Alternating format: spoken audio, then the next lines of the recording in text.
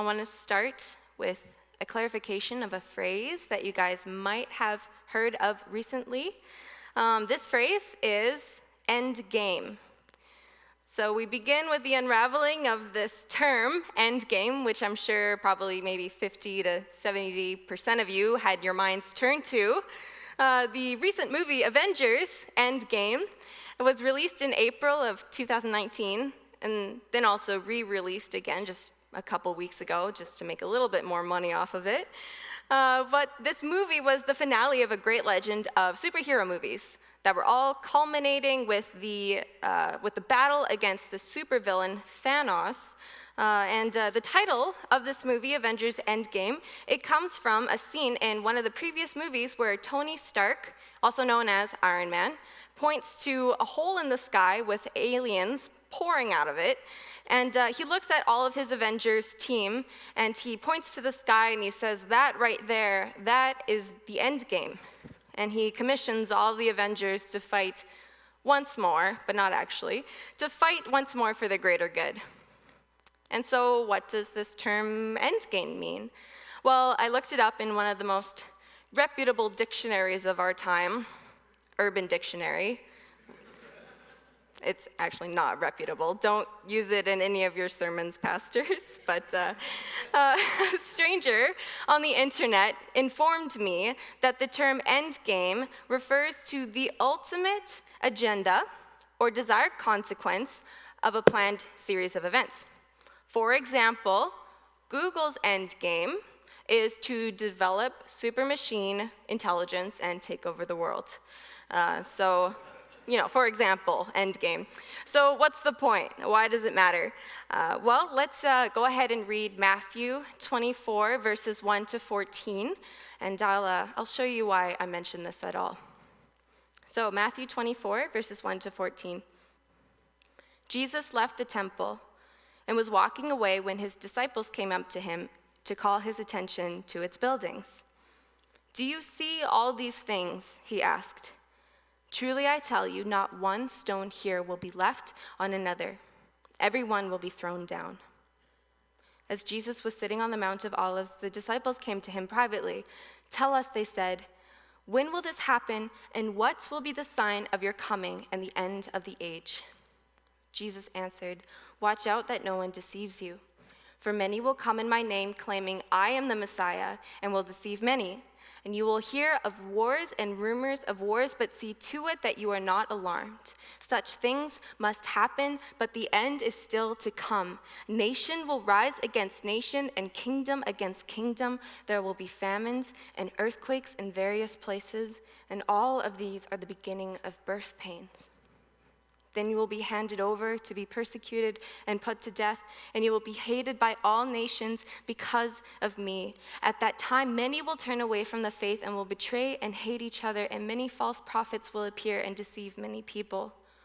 Because of the increase of wickedness, the love of most will grow cold, but the one who stands firm to the end will be saved, and this gospel of the kingdom will be preached in the whole world as a testimony to all nations, and then the end will come." So first, heavy. Wow. There's a lot that seems to be going on in this passage. And it's easy to look at these verses and to kind of pull it out of the context and decide what we know what it means just from that simple reading. But let's take a step back, let's pull back a little bit, and let's take a look at the book itself that we find this passage in. We'll need a little bit of clarification before we decide what's going on or before we press in any further. So what I'm going to do is cut this up into two different sections. The first, we'll talk about the book itself. And then we'll talk about the thought process of Jesus as he's saying these important but challenging words. And then at the end, we will talk about another end game that we see in this passage. So, to start, about the book. So the earliest reliable tradition links this book to author Matthew, who appears in the Gospels as a tax collector and as one of the 12 disciples that Jesus had appointed. And for those of us with red letter Bibles, we're going to find something really interesting in the Gospel of Matthew. So the first few chapters are in all black. Almost the entirety of the middle portion is in red. And then we'll see the end all in black again. And this gives us an idea of what the author Matthew would have thought to be very important to record about Jesus' life on earth.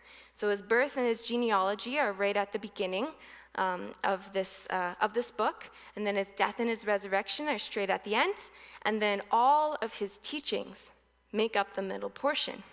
And so Matthew has collected all of the stories of Jesus, and he arranged them into this beautiful tapestry to highlight specifically 5 main teachings of Jesus. And so we have this intro. We've got 5 main teachings all the way through, and then we've got a finale. And if you don't mind just going to that graph that I designed, that would be awesome. So what we do, we've got the first teaching block, and this presents the arrival of God's kingdom, just to the first square right underneath that intro. And this is where we find the great Sermon on the Mount. And this is where Jesus instructs his disciples and the people around how to live in God's new kingdom that he is bringing to earth upon his arrival. And this is an upside-down kingdom. And this is one that fulfills the Torah, which is the law, and it also transforms our hearts to be able to truly love one another. And in the second teaching block, we watch Jesus actually bringing this new kingdom into reality and into people's lives. So there's brokenness, there's fear, there's threats, there's sickness. All of this is being restored through the healing acts of grace and power that is brought forth to us because of this upside-down kingdom. And the second great teaching in this block, it comes when Jesus calls his disciples out. He calls them out to announce the kingdom in the same way that he is. And he reminds them to expect people to accept their announcement, but also to reject it. And then in the third block, we watch people begin to respond to Jesus about this kingdom. And it's a bit of a mixed bag. So we've got some positive responses. We have pretty neutral responses as well. But then we also have some pretty negative responses about this upside-down kingdom. But Jesus isn't surprised by any of this. And he talks about these different responses in his third teaching block. There are 4 types of soil. There is a pearl. There is a mustard seed. There is a buried treasure. And all of these are parables about the responses of the people around Jesus and his disciples. And some accept Jesus and some reject him. But here is the thing. God's kingdom is of ultimate value, and it will not stop spreading despite all of the obstacles. Let me say that again. God's kingdom is of ultimate value, and it will not stop spreading in spite of all the obstacles. So now we get into the 4th block. Here we see the different expectations of the Messiah and what this king of this new kingdom should look like. And because Jesus didn't look like a great king or like a great warrior, people begin to believe that he's a false teacher. And so in this section, you see the increase of opposition. And Jesus' great teaching is to tell the disciples that this Messiah is not like anything that they could ever expect. This king reigns by becoming a servant. And he lays down his life for both the Israelites and the nations. And we see this upside-down kingdom coming into play again. We gain honor by serving others. And instead of taking revenge, we forgive. We gain true wealth by giving it away. And finally, here we land in our section. The 5th block, we now witness 2 kingdoms that are clashing. We have Jesus' upside-down kingdom and that of the Israeli leaders.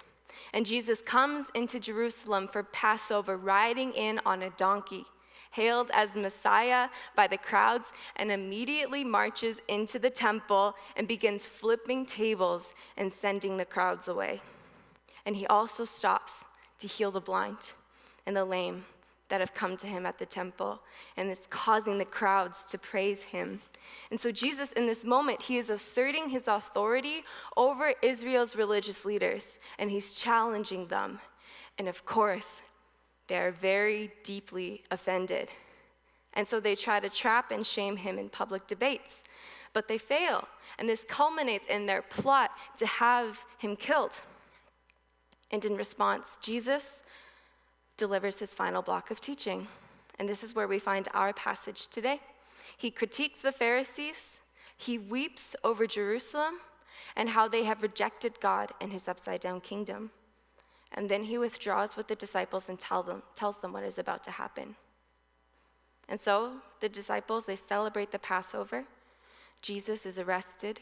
He is put on trial before the council of Jewish leaders, and they reject him as Messiah. And it looks as though the kingdom of heaven is collapsing under the unwavering stubbornness of the religious piety. He is charged with blasphemy. And Pilate, pressured by the mob, sentences Jesus to death by crucifixion. But thank God he did not stay dead. Christ is resurrected by the power of the Holy Spirit. He collects his once hopeless people and he sends them off with new authority and power to complete the work that he has started. And what is he making way for? It's the upside-down kingdom. And so here we have a summary of the book itself, and pay attention, it's all about this new kingdom that Jesus is making a way for. And so let's take a look at this specific passage a little bit deeper. So let's read this first section again, Matthew 24, verses 1 to 2. Jesus left the temple and was walking away when his disciples came up to him to call his attention to its buildings. "Do you see all these things?" he asked. "Truly, I tell you, not one stone here will be left on another. Every one will be thrown down." And so here we witness the disciples marveling at the beauty of this religious temple, this glorious temple. And this remark is compelling Jesus to make a very startling prophetic statement about the fate of this temple. And in this moment, we have to consider what the disciples were looking at when they saw the temple. They saw significance. They saw power, reverence, they saw holiness, and at this moment, they have just witnessed Jesus causing a scene in the temple and stirring up anger in the religious leaders, and he's also healing the sick and the blind. And could this comment be the disciples poking for a statement, an explanation maybe of why he did what he did or said what he said previously about their house being left desolate? And ultimately, whatever it was, Jesus catches their comment and he reinstates his point. "I say to you, not one stone shall be left here upon another that shall not be thrown down." And in this moment, Jesus is predicting the destruction of the temple when Romans sacked Jerusalem in 70 AD. But this following section extends even farther past the destruction of the temple. So let's read verse 3. "As Jesus was sitting on the Mount of Olives, the disciples came to him privately. 'Tell us,' they said, 'when will this happen, and what will be the sign of your coming and the end of the age?'" So we've got two questions in this section: when and what. When will this happen? What will be the sign of the end of the age? And from here, Jesus gets intense. He predicts both near and distant events, and frustratingly, not really putting them into any sort of chronological order. But what he shares here is about the coming destruction of Jerusalem, and it only foreshadows a future destruction that would precede Christ's return. Let's keep going, verses 4 to 8. "Jesus answered, 'Watch out that no one deceives you. For many will come in my name, claiming, I am the Messiah, and will deceive many. You will hear of wars and rumors of wars, but see to it that you are not alarmed. Such things must happen, but the end is still to come. Nation will rise against nation and kingdom against kingdom. There will be famines and earthquakes in various places. All these are the beginning of birth pains.'" So in verses 4-5, Jesus is warning the disciples that if they spend their time just looking for this sign, they would be susceptible to deception. And he warns them not to get caught up in looking for these signs. This is not their ultimate task. And in verses 6-8, Jesus is bringing clarity to a belief that the disciples would have assumed about this temple's destruction. They would have assumed that the destruction of the temple could only be destroyed at the end of the age as God establishing his new kingdom. They could only imagine a world that when the fall of the temple truly came about, that Jesus would return to fulfill his mission. And here Jesus is explaining that the end of the age and the coming of the kingdom would not come that week. It would not come immediately upon Jesus' resurrection, and it would not even come after the destruction of their beautiful temple. Jesus is explaining here that it's bigger than the temple. It's bigger than the temple. It's bigger than a building. As beautiful and glorious as a building can be, Jesus is calling them into something bigger, and he extends his hand in invitation for the disciples to participate as well, and not just in waiting for him to return. And Jesus goes on in verses 9-13 to deliver a challenge to his disciples. Then you will be handed over to be persecuted and put to death, and you will be hated by all nations because of me. At that time, many will turn away from the faith and will betray and hate each other, and many false prophets will appear and deceive many people. And because of the increase of wickedness, the love of most will grow cold. But the one who stands firm to the end will be saved. They themselves would face terrible persecution, just like Jesus did throughout the Gospel of Matthew. The disciples are called by Jesus to stay strong and to the end, to persevere even when their faith is challenged and opposed, the same way that they witnessed Jesus being persecuted and opposed during his time on earth. And the persecution will be too much for some. The fear may be too intense, and people will betray and hate each other in order to keep themselves safe. And love, as a result, will grow cold in some. But, thank goodness for the but. Not that kind of but. The one who stands firm to the end will be saved. Jesus' faithful followers will enter God's kingdom. The upside-down kingdom, as we see being painted through this book of Matthew, began when Jesus cried his way into the crust and dust of this darkened earth, and the dawn of true light entered into our brokenness by way of a teen mom saying yes to Abba. And here in the earth, we destroyed from sin and chaos and apathy, Christ resurrects our hope of a coming kingdom that will come to pass. This is the assurance for believers who are today persecuted. Throughout the history of the church, no matter the decade, no matter the trauma, no matter the war, enduring to the end did not earn our salvation. It had already marked us as saved. The assurance of our salvation will keep us going through the times of persecution. And while some suffer and while some die, none of his followers will suffer spiritual or eternal loss. None of us. And in this hopeful lyric, we come to our verse in mind, verses 14. And this gospel of the kingdom will be preached in the whole world as a testimony to all nations. And then the end will come. And so here's the kicker. We have had a few different approaches to this verse, and our denomination once emphasized that the end of the ages depended on our efforts. That once that 6,000th least reached people group was reached, that Jesus would return. But I would like to suggest to you that this is not what Jesus meant. Paul in Colossians 1:23 once said to the readers that the gospel has come to you, as it is in all the world. As far as Paul was concerned, the gospel had already reached all the world. And we cannot assume at the end of the age that it will only happen if we get up and get moving, that God is somehow in heaven with his arms crossed, kind of leaning back and waiting for us to do his work for him. And this puts the end of the age into our frail and meager hands, implying that somehow we can speed up the process for him.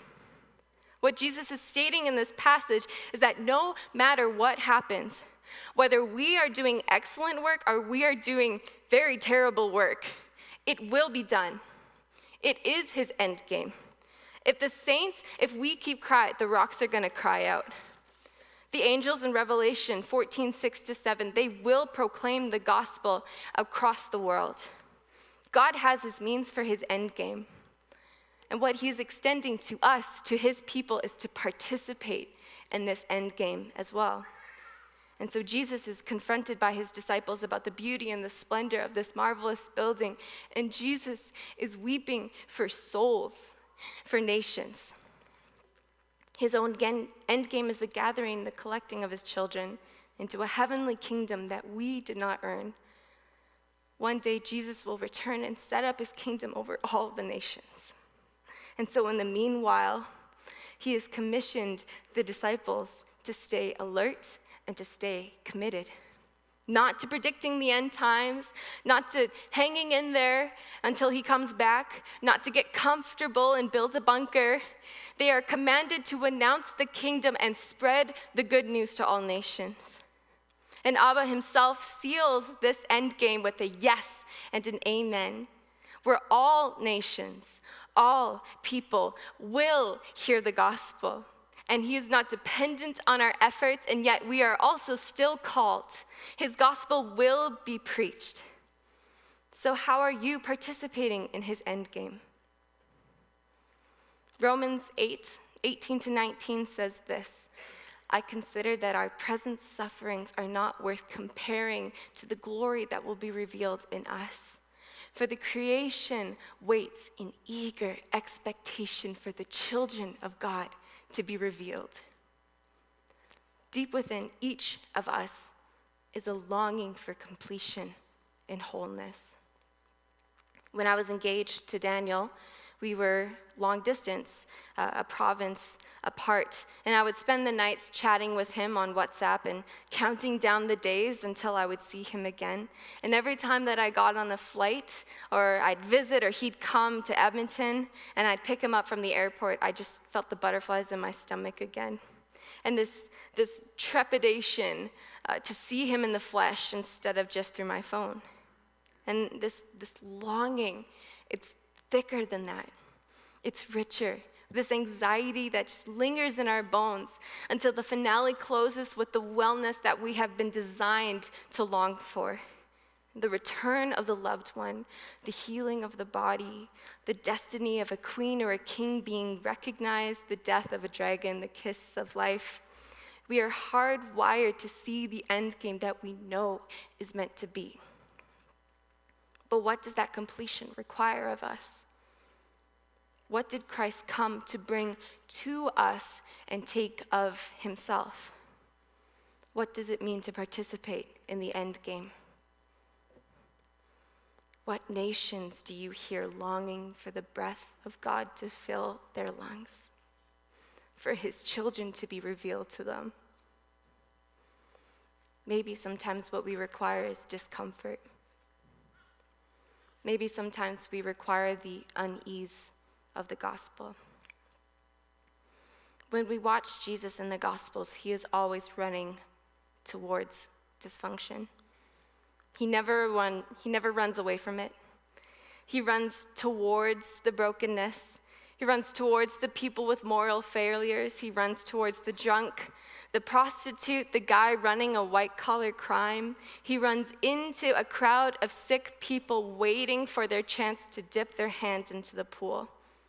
He runs toward the demon-possessed man that everyone else rejected. And so this morning, I ask the Holy Spirit to stir up something in your heart that he is calling you to take a risk for the sake of this upside-down kingdom, for the nations. Maybe there's that neighbor that keeps throwing trash over your fence, or they have a really angry dog and you don't want to talk to them.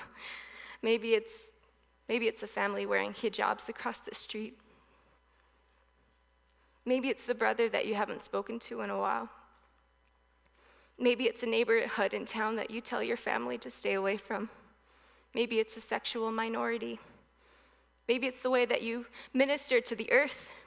Could cutting out one meal with meat a week, or using less plastic minister to creation? Maybe it's giving a little bit more, a little bit of time, more money, more prayers. What is that one thing this week that you can do to step out in faith and discomfort for the sake of the gospel, for the sake of the nations? This series is all about one purpose, one body, one Jesus. Who is the one person that you can take a risk for, that you can stop for the sake of the gospel?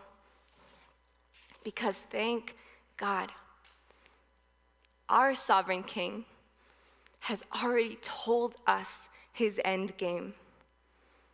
The good news of this upside down kingdom is already being preached into all the whole world. And we get to participate in it here and now in the small risks that we take for the gospel. Let me pray for you.